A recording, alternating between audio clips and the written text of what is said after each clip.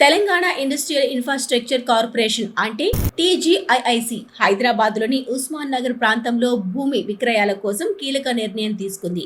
April 23, 2026న ఈ సంస్థ 2 భూభాగాలను ఈ ఆక్షన్ ద్వారా విక్రయించనుంది.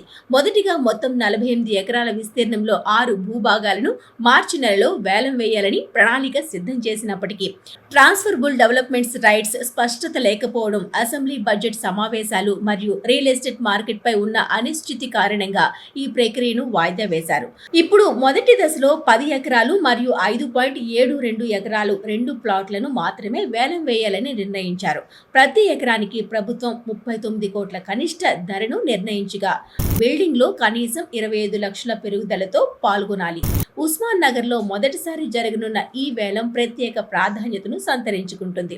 గతంలో రాయదుర్గం మరియు కోకాపేట్ ప్రాంతాల్లో జరిగిన వేలాల్లో ఎకరాకు 150 కోట్లకు పైగా ధరలు నమోదైన విషయం తెలిసిందే.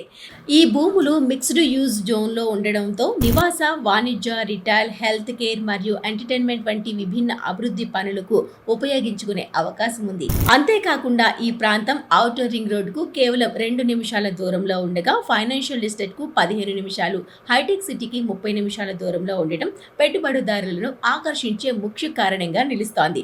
ఈ 2 భూభాగాల వేలం ఫలితాన్ని బట్టి మిగిలిన ప్లాట్లను తదుపరి దశలో వచ్చే నెలలో వేలం వేయాలని అధికారులు యోచిస్తున్నారు. మొత్తం మీద ఉస్మాన్ నగర్ భూ వేలం హైదరాబాద్ రియల్ ఎస్టేట్ రంగంలో మరో కీలక పరిణామంగా భావిస్తున్నారు.